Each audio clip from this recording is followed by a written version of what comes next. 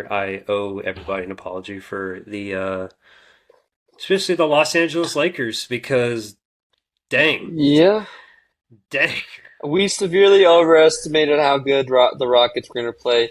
They're terrible. They are so butt cheeks. It's not even funny. If you get swept by the Lakers without Austin Reeves and Luca, blow up everything. Blow up the team. Get Alfred Alfred Schmengun out of Sengun. here.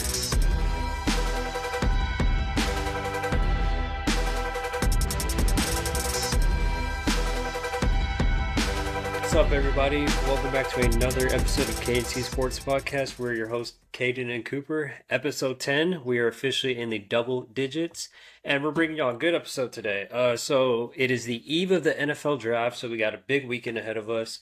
As well as last time we spoke, it was the start of the playoffs, and it has now begun with the first round games.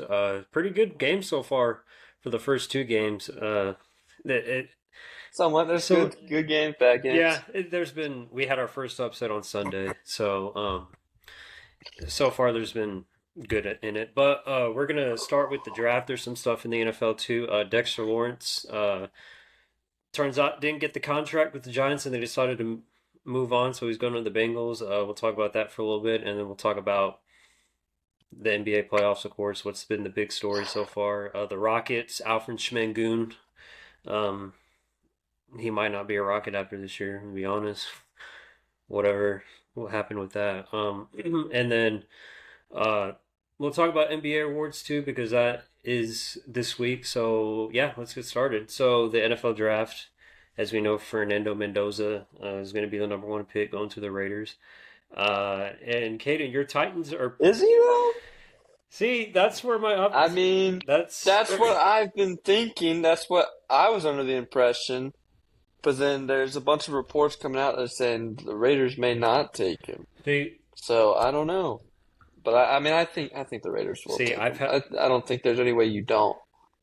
I've had him in. Even Kirk Cousins said that he can't wait to mentor Fernando Mendoza. Like you, Yeah. what? Like the You, pros just saying that their number one overall pick is going to be Fernando.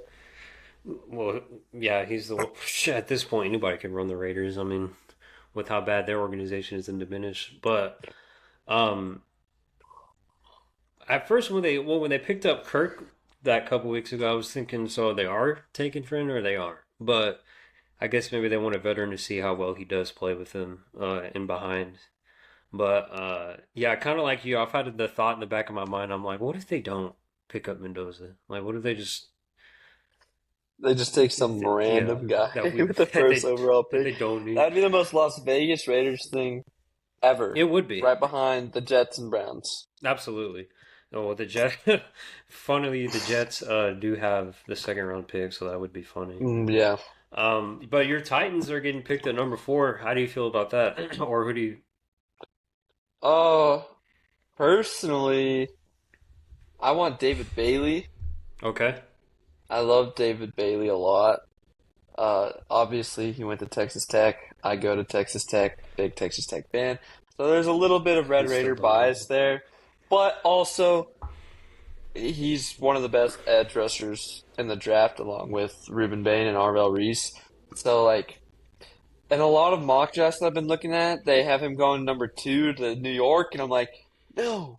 Like, when did he jump up to be the best edge rusher pro, ugh, edge rusher prospect in the draft? When did that happen?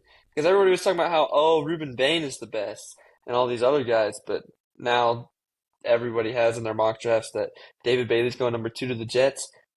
New York, please do not draft David Bailey. Do not ruin his career. Let him go somewhere where he will have a good, meaningful career. But I'm also not opposed to, like everybody's saying, that the Titans are going to take Jeremiah Love. And even Jeremiah Love has come out and talked about being drafted by the Titans. And he knows how the running back reputation is there in Tennessee. And that if he gets drafted by Tennessee, he's going to keep that going. I was opposed to it when those rumors first started coming out around Tennessee drafting him. But now I'm kind of like, you know what? We had some good free agency signings. Our defense isn't going to be completely terrible. And obviously, we're not one pick away from being able to compete or go to the playoffs. But Jeremiah Love is super talented offensively, and that's something we lack. We don't really have anybody on the offense that's super, like, we don't really have a weapon. So I think Jeremiah Love would be a good pick now. But again, my favorite would be David Bailey. If we draft David Bailey, you better believe I'm buying a David Bailey Titans jersey. Especially with the unveil of our new uniforms, with how gorgeous Oh, those those are things are, sick. man. Those are clean. Woo! I'll give you that David one. Bailey uniform would be peak.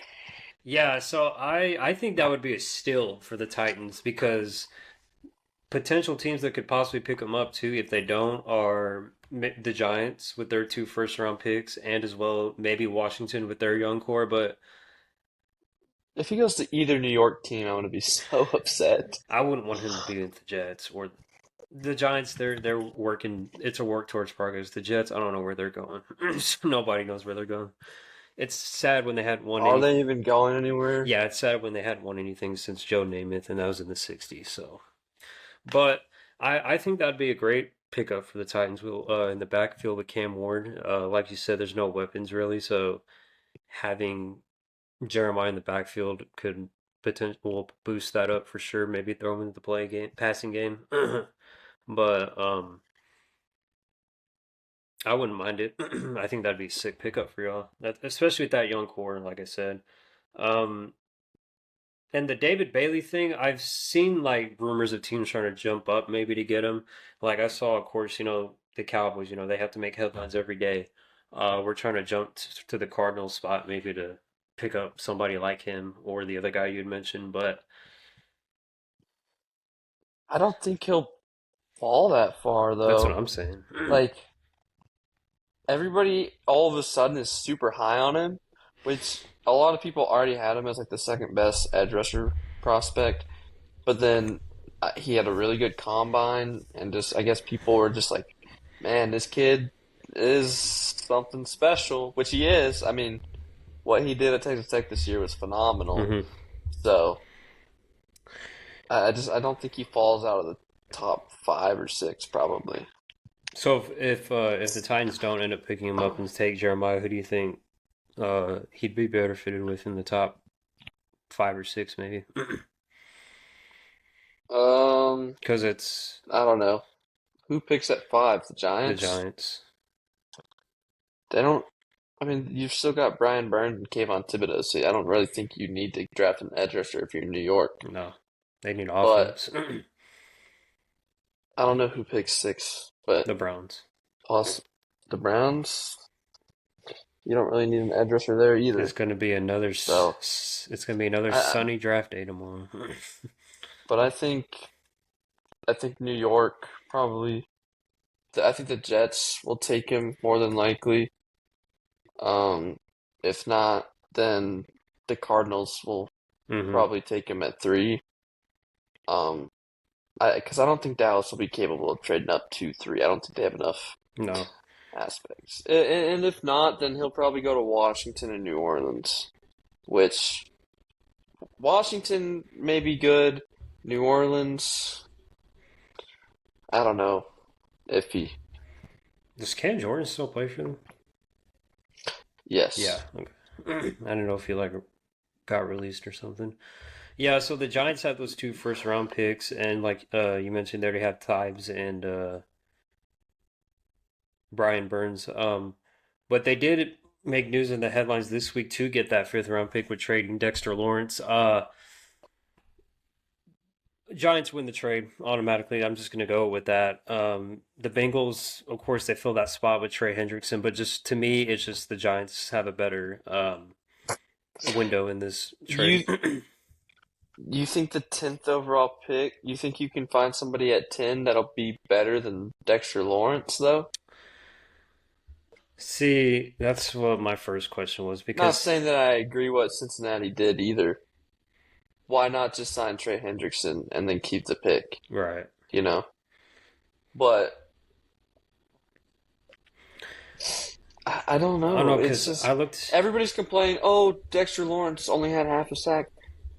Who cares? He's a yeah, nose he's still a tackle. nose tackle. He's a defensive tackle. He's not going to sack the quarterback. He's going to stop the run game or, put pressure on the quarterback or something like that so that the edge rusher can get to him. It's not his job to go after the quarterback. It's he's a run stopper. Get in the gap, or take two blockers, get two guys onto him, take the pressure, open it up for somebody else. Who cares if he had half a sack? But it does seem like he has his conditioning and overweight concerns, I will say. That does seem like a Dude, problem. when I saw him, like, and I hadn't seen him, I think, like, what he actually looked like, but when I saw him, like, with the Bengals, I was like, dude, he already looks like he's in his 40s. And, like, that's just me. He does look like he's in his 40s. But also, I don't think you can't tell me that getting Dexter Lawrence doesn't make your defense better than drafting somebody with the 10th overall pick at the same time. I mean, I kind of think it's a win-win for both sides. Like, Yeah. yeah, Dexter Lawrence is going to be 30. He's probably past his prime, not going to produce a whole lot, but it definitely makes your defense better now Mm-hmm. than whoever you Yeah, draft with the 10th we know how pick. crap that defense Later was. down the line, that 10th pick, sure, that guy develops, probably will. The Giants will probably win that trade in the long run. But this season, I think for now, having Dexter Lawrence is more important than whoever you would draft with the 10th pick. Yeah, and I just say the Giants win it too, just because, they had the addition of John Harbaugh, an all-time coach, or a great head coach. They're going to get Jackson Dart. They still have Dart. They're going to have Cam Scatterby coming back, and the Malik Neighbors hopefully with his ACL, and then whoever they get with the fifth pick and the 10th pick. So, there's really good options for this team for the rebuild phase. And it's pretty exciting for them as a Cowboys fan. As much as I dislike the three other teams in our division, it's nice to see that division come to life, hopefully. But Hmm. but the Bengals, who have a trash defense, probably worse than ours last year, definitely needed something like that, especially to fill with the Trey Hendrickson absence. So we'll see how Absolutely. that works out. We'll see if Joey B likes it or not, and if they fall under again, then I don't know. The Bengals, same old Bengals. I still don't see Cincinnati doing incredibly well just because your offensive line is still bad hmm and Dexter Lawrence isn't good enough to make your defense that much better. Obviously, he helps, hmm but it doesn't make it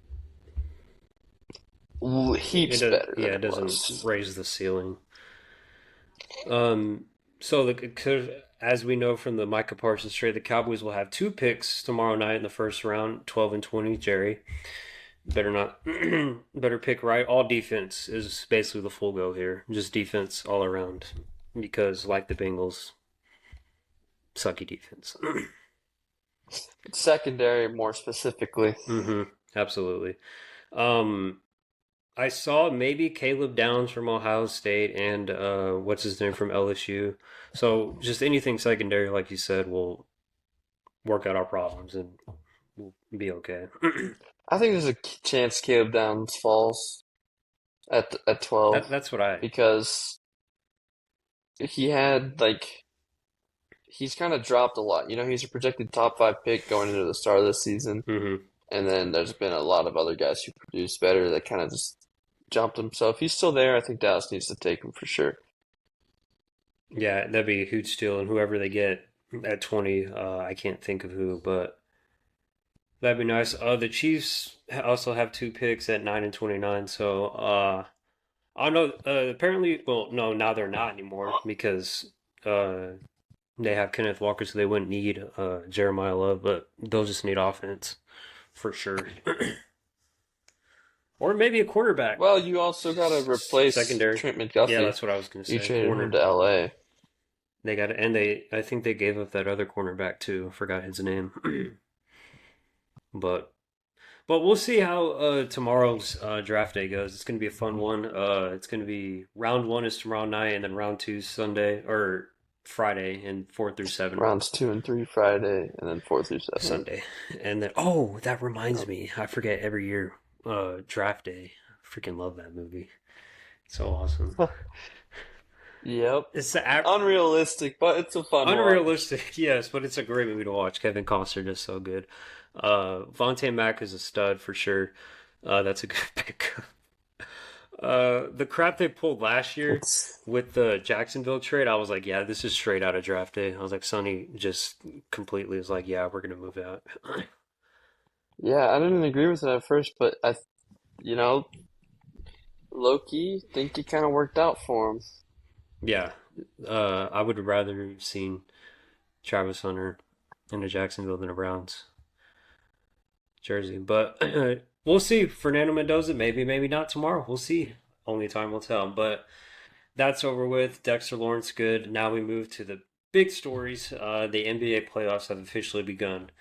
So there's some stories going on. I just would like to say, formally as a podcast host and as a sports nerd, I owe everybody an apology for especially the Los Angeles Lakers, because dang, Yeah, dang, we severely overestimated how good the Rockets were going to play. They're terrible. They are so butt cheeks. It's not even funny. If you get swept by the Lakers without Austin Reeves and Luca, blow up everything. Blow up the team. get Alfred Alperen Şengün out of Şengün, here. trash. Jabari Smith, terrible. Tari Eason has been actually Terrible. Jabari Smith had a good game last night. I can't lie, Yeah. but Tari Eason, terrible. Jayshawn Tate, it's a good Mm. plays here. He's made some bad plays Reed there. Shepard. My thing is though, Re- Reed Shepard, trash, bro. You cannot be taking a pull-up three when Kevin Durant is wide open in the paint. And I Wide know Kevin open. Durant has his problems too, dude. Okay, he had 6 turnovers last night. But he's also the only one really doing anything. Sengun, bro, you're supposed to be the number two guy. You look like you're a role player, bro. Like, what are we doing, man? He tripped over You're his own. absolutely horrible. He, Horrible, horrible. he tripped over his own player. I can't, like, Amen Thompson, like, he's great defensively, don't get me wrong. He's super great defensively. But outside of dunking and making a layup, he has no offense. He doesn't have a jumper, and he No, can't shoot the 3 point. Like, he can't be the number two guy if you can't shoot the ball well. I'm sorry, you just can't. This is a season where they're really missing Fred VanVleet, who, like we have kind of talked about briefly off the pod. Fred VanVleet's a free agent. I think you have to bring him back. Or if you're not going to bring him back, you have to go get a point guard, not just a role player point guard. Like, you have to go get at least a star point guard or shooting guard. You need somebody who can go and can score the ball when they want to, or can space the floor, or can help Kevin Durant. So whether it's going and getting a good shooting guard, whether it's going and getting a good point guard, do something. Like, you have assets to trade. You can trade some assets. So go absolutely. get somebody. You look terrible. The all big lineup, sure, it's fun to experiment with. You got the number five seed in the playoffs. Oh well, now you're gonna get out in the first round. It didn't work. You blow it up. You got to trade somebody. You got to go get a point guard who can play point guard. Facilitate and actually run the offense. And if Rockets fans or anybody says, "Oh, well, it's because we don't have a point guard," okay, well, the Timberwolves barely have a point guard either, and look what they're doing. Guess who So, you drafted with the third pick in the draft 2 years ago? Reed Shepard. Shepard, Guess what? He hasn't developed very well. Well, looks like I know it's his first time really having a big role in the playoffs like that, but especially all at season. some point you had all season and you're still just not making good shots. You're not taking good shots. Your decision making is really poor. At what point do you be like, well, I guess like he's not going to work out? Yeah, Because it doesn't look like he's going to work out right now. no, and if this continues for the next two games, they're going to be out in four or in five. The memes are back, but This is also a stacked guard class for the draft, too. that is true. There's a ton of good, great guards in this draft. What are they at? Oh, and we'll see how the lottery odds fare with that one. For me, I don't. This is just look. Kevin Durant came back and he still didn't make a difference. I mean, maybe a little, but not really, because he still had a slump I his know first he's game back. still playing on the bad knee or whatever, and he wasn't horrible. Like he was scoring well. Hmm. It's just the turnovers, man. Oh, and he was The double Ross teamed the like Rockets crazy. as a whole, yeah, that's another thing. Buddy could not pass out of the double team to save his life, No. and nobody else on offense could get going when Kevin Durant got double teamed. That's a problem. And that's what If was Kevin Durant's double teamed and you can't find a way to score, that's a Buddy, problem. I'm sorry. And that's didn't he have like a big controversial turnover in the ending? Think it was Something like something like that, yeah. that. But yeah, this team it's got to run through him. And obviously they tried last night with him back. Of course they lost, it didn't work, but really to me it's just like how the Lakers have been able to respond because Luke Kennard awesome first two Bro, games. shout out Luke Luke Kennard, Kennard. Duke I Blue love you, Devil. Luke. You're my We're dog. just dogs You're at my dog. I producing. love you, bro. Luke Kennard's been I don't like amazing. that you're playing for the Lakers, but I still love you. You're um, my goat, bro. he's been stepping up. He's been stepping up in that role for Luca and Austin Reeves. Marcus Smart last night. I know how much you have of your taste of him, but he had a pretty I good do game. love Marcus Smart too. Even though he had some questionable play for the Grizzlies, if you even want to consider him playing for the Grizzlies since he was never healthy. But I do like Marcus Smart. Yeah, and he had a major step up last night and was playing defense on Kevin Durant as well and got a couple of good takes on that. Um, and And LeBron. LeBron, of course, 41 years LeBron, old. you're the second greatest player of all time for a reason, bro. Like, So but can you do what you did in 2018? Can you do that with this Lakers squad? I don't know. We'll see. it's You got can to. never at this point, man. I thought the Rockets had it, and then I watched them play, and I'm like, wow, they're terrible. LeBron, I'm sorry for underestimating you. Yeah, I did come out and we were both on here and you were like, do we think 41-year-old LeBron could do it like 2018? We're like, no, absolutely. Then we basically said it was over. I still don't think they'll make it out of the second round. You got to play OKC, Who are, but yeah, they won.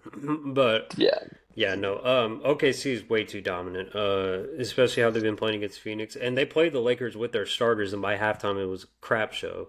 So if they can do that in a regular season game, I can only imagine in the playoffs. But um,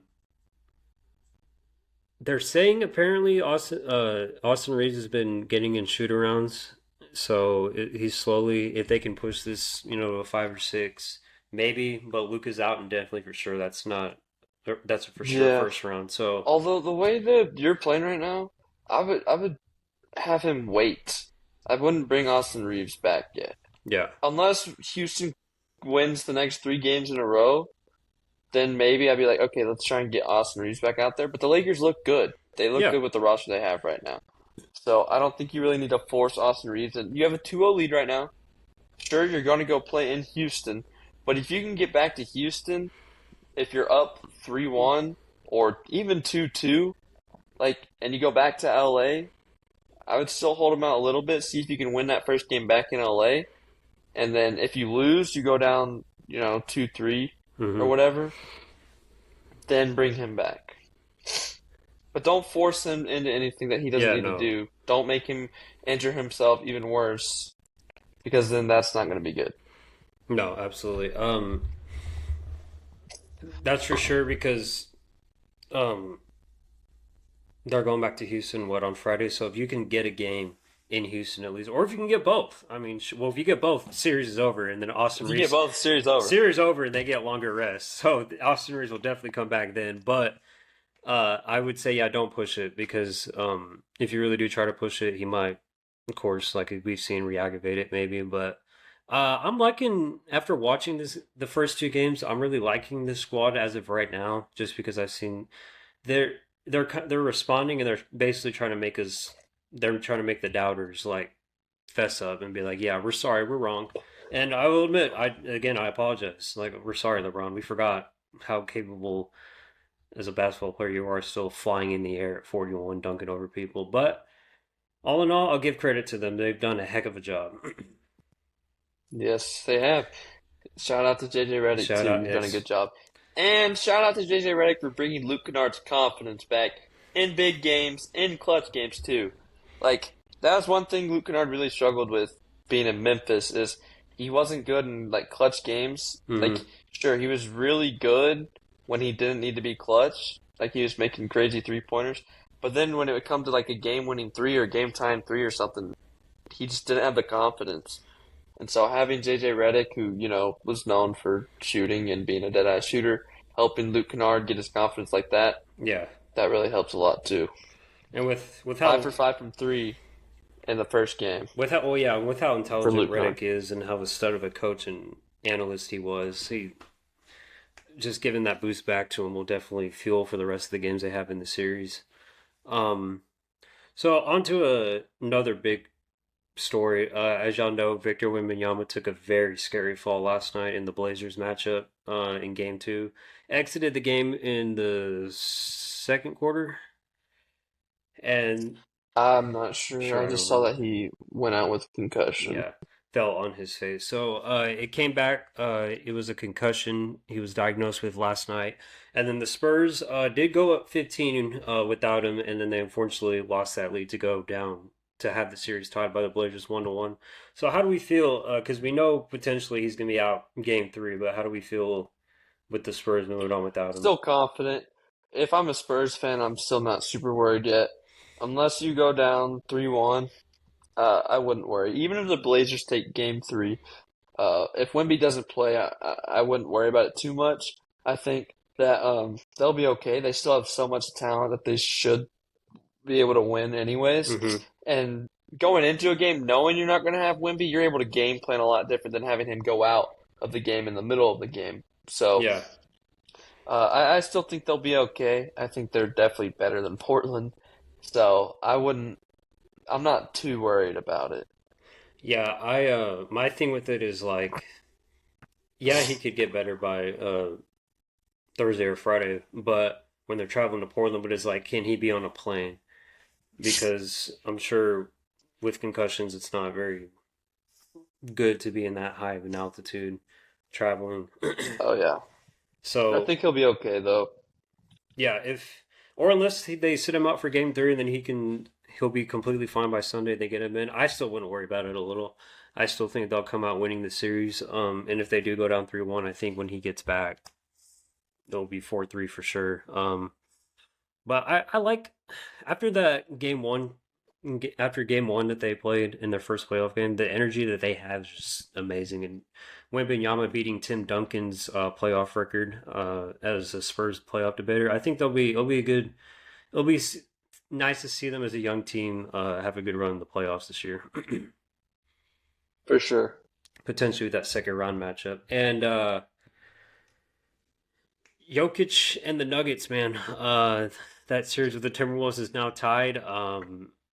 Game two was Jokic and Jamal Murray were absolutely awful, and they lost Denver the game. I'm gonna be completely honest especially in with that you. fourth quarter. Combining for 2 of 13 from the field in the fourth quarter when your team needs you to step up the most, that's Yeah. not good. Not good at all. And then don't even get me started on your defensive effort. It's been piss poor. It has not been Oh, good. Both of y'all have not been very good defensively. And it's not just you.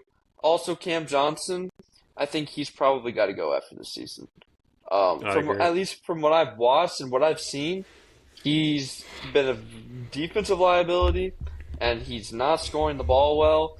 He just he hasn't brought much to the table, which is kind of disappointing because I was super high on. I thought that was one of the best moves of the offseason for Denver. I thought he was going to be fantastic for him, and he just hasn't been super good. And so, if you're going to win this series, Jokic and Jamal Murray, I know Jamal Murray still had 30 something points, whatever, right? But Yeah, it back to doesn't back. matter if you can have 52 points or something like that. If you're going to make one basket in the fourth quarter when your team needs you, I don't care. I don't care how many points you have. You were terrible. You took horrible shots. Your decision making was not very good. The Hmm. turnovers between the both of you was also horrible. And I get it. Minnesota has a really good defense. But Jokic, you're the best player in the world, bro. Like, take care of the ball. You know better than this. You should know better than to take the dumb shots. I mean, you have some of the best basketball IQ I've ever seen from an NBA player. And some of the turnovers that you were making, some of the shots you were taking, Yeah. come on, And man. You got to be better. You got to do better. Gobert did have a good defensive stand there at the end of that game. So I will give him that. But the thing that worries me is like, I don't. Do I think they still have a chance to win it all? Yes, I think they do. I think they have a chance still to get out of this series. But after watching Game Two's fallout, because they were up early at the end of the first quarter, and in the second quarter, here comes Minnesota rolling with the inside score, and that's what it is. I don't think Denver can keep up with their athleticism and their quickness because really, if they're flying down the basketball like that in the second quarter, just scoring on the inside, playing no defense, and then when you have Ant shooting on the hot hand, if Ant can stay healthy 90%, it might be over. Or it could get Yeah, I ugly. think Denver will probably. And yeah, like you said, I mean, props to Rudy Gobert. He did play incredible defense on Jokic, and that's part of it. Um, like when you have somebody that impacts, like a lot of Rudy Gobert's defensive impact is not shown in the box score. Like you Yeah. have to actually watch the game. You have to actually see him play to see like what he does. Mind you, he did have a good offensive game too. He had like I think almost 20 points and Hmm. like I think he had a double double. But his defensive impact definitely affected Jokic too. I think Denver will still be able to pull it out, and I think this is probably one of the better teams that they're gonna play, like defensive wise. So if Denver can just pull it out against Minnesota, I think they've got a shot to, at least go to the Western Conference Finals. Yeah, that would be good. And of course, they got to make it past San Antonio because I think that will happen. That'll Correct. be a good series. And the thing with OKC too is like making it to the Western Conference to play them potentially since the 20 since the no no no since the Warriors or the Raptors, no one's made it past the champion has not made it past at least the second round the next season. So we'll see if that trend keeps going. But how about Edgecombe and Tyrese Maxey, dude? What a comeback win.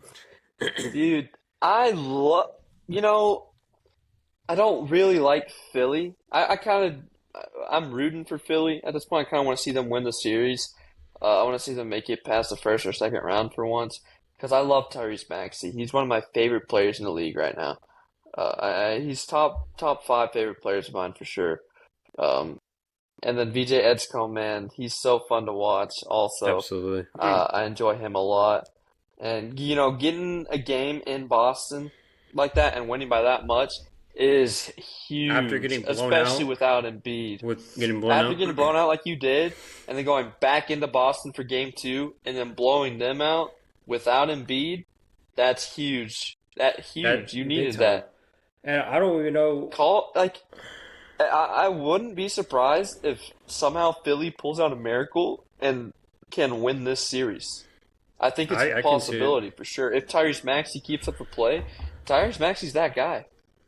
Like he's a Absolutely. playoff riser. That dude He's our leader. will go out there. He can lead his team to victory for sure.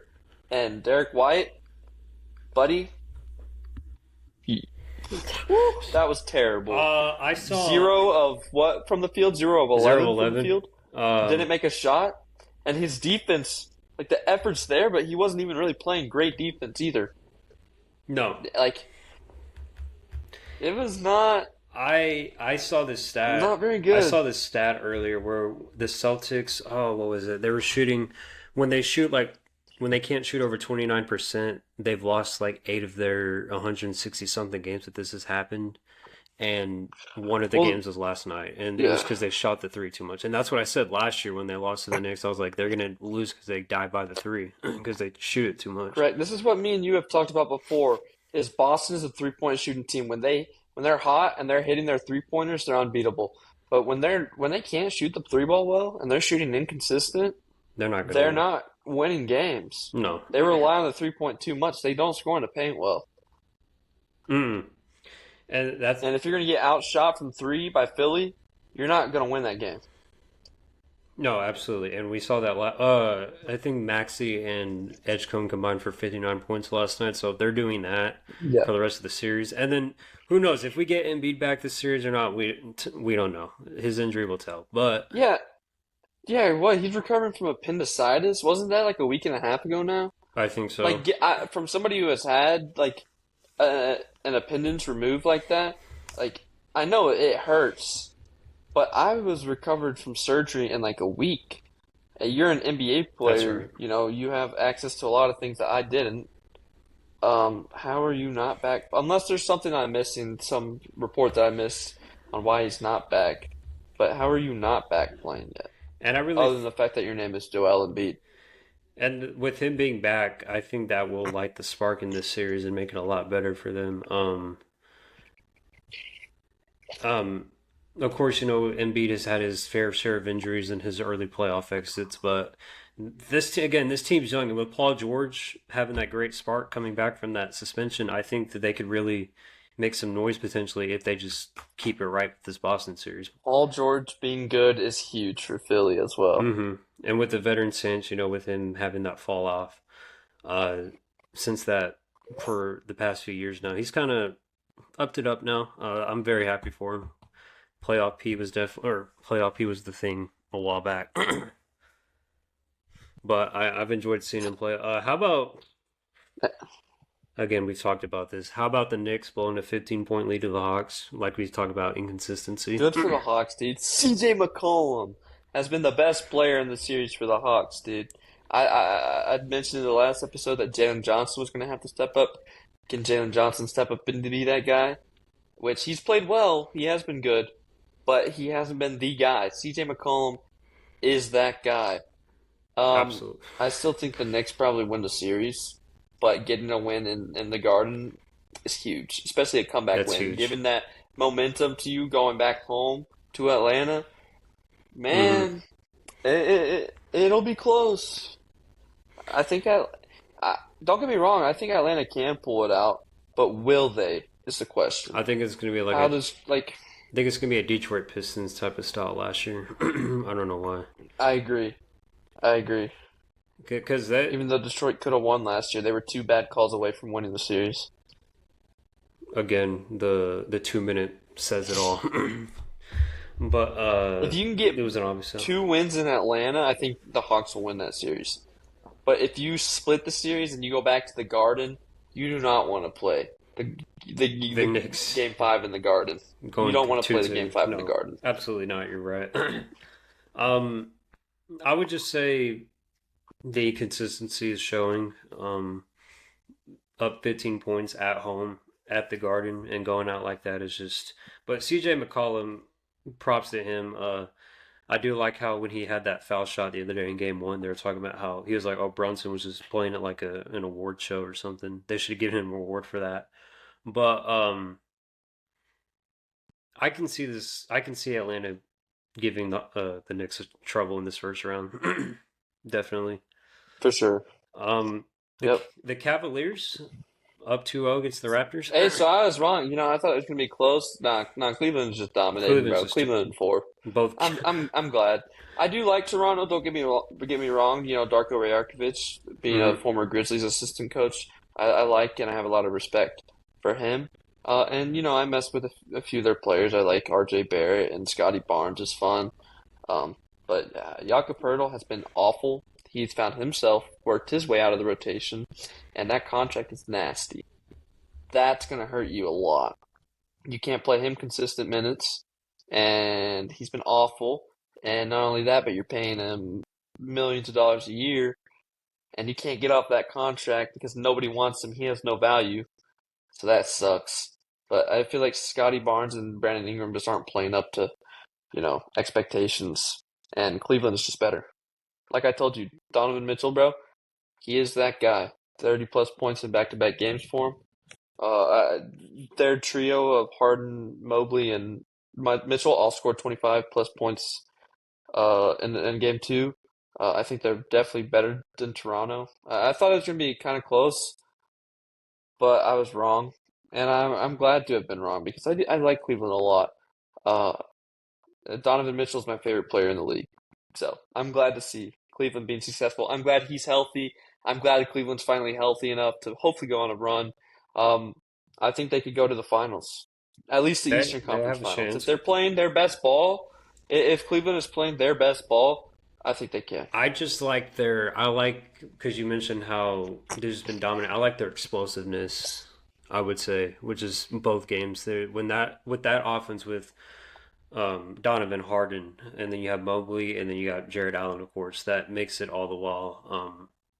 Just all around, they're going to be too good. I can see an ECF potential, or the finals, maybe even. Last year, all the talk was Thunder and Cavs for the finals. Of course, that's not how it ended, but they were potential to go to the finals. But yeah, Cavs in four, they're just too good, and we'll see how they go for the rest of the way. But the Pistons, they had a little scare on Sunday, but tonight they cleaned it up. You did, but obviously with the time off that the Pistons had, and then Orlando winning that playing game, being hot, motivated going into that game. Hmm.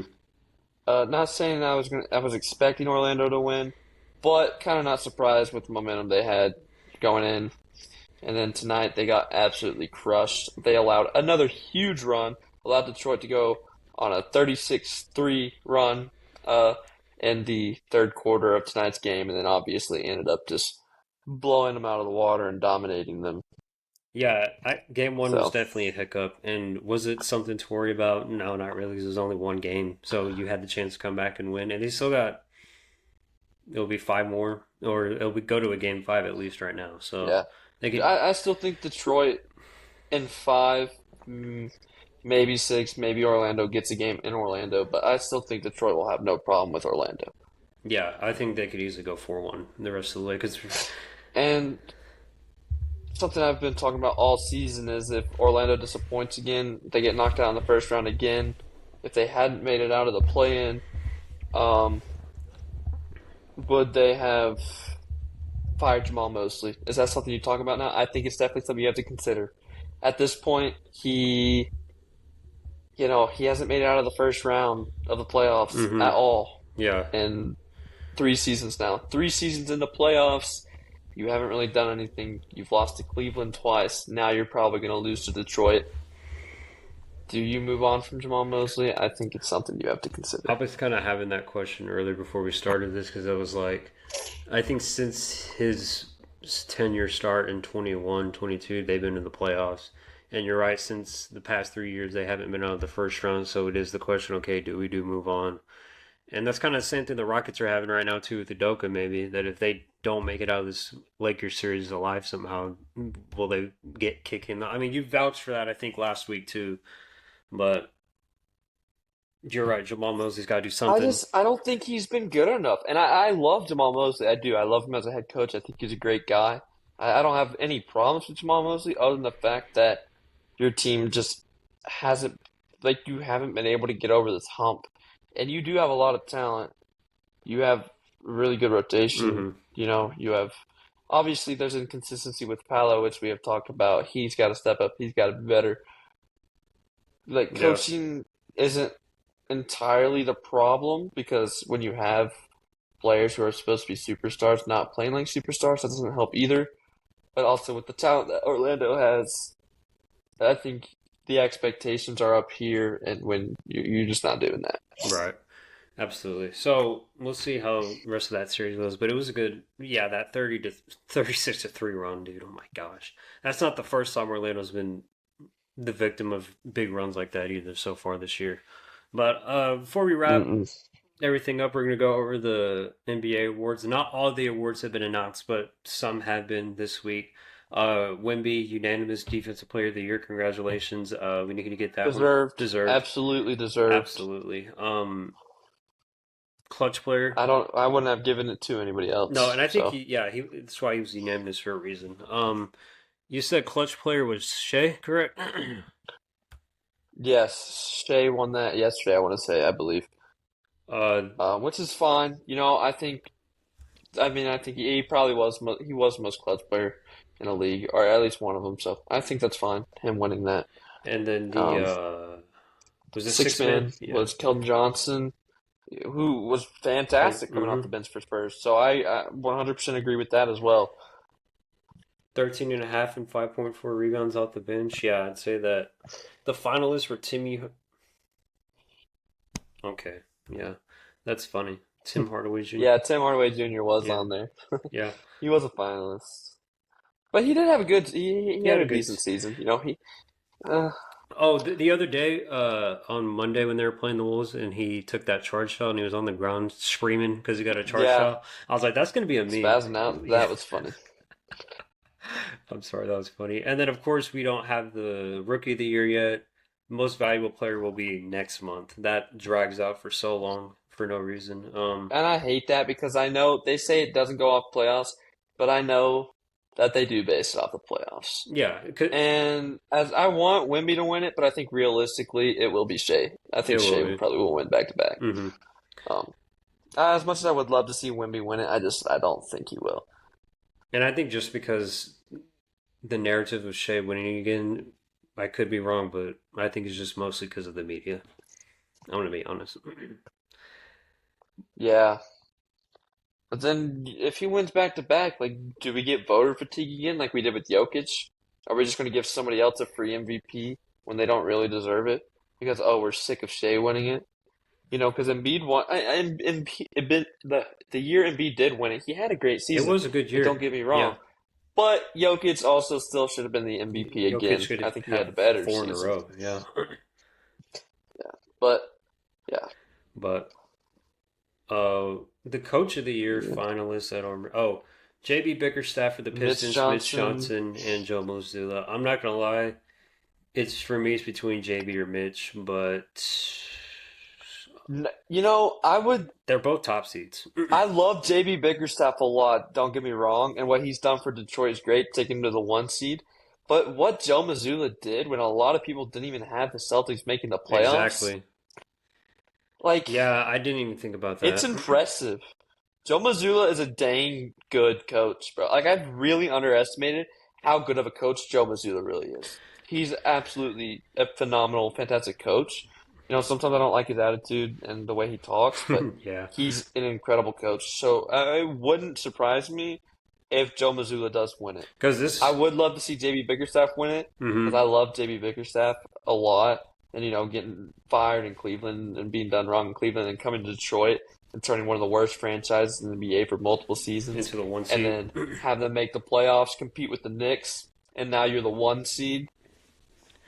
I mean, And I see an argument there too. this was supposed to be a step back year for the Celtics because that's what everybody was saying. After they lost to the Knicks, they're like, okay, Tatum's going to be out now. This is the year they step back. But heck, they finished the second seed again here in the Yeah, playoffs. yeah. And so I would give credit to Joe Mazzulla for that. So it will come down to it in the end. All three candidates have a great case for each one of them, great argument. But in the end, only one can win, of course. But we'll see how it goes.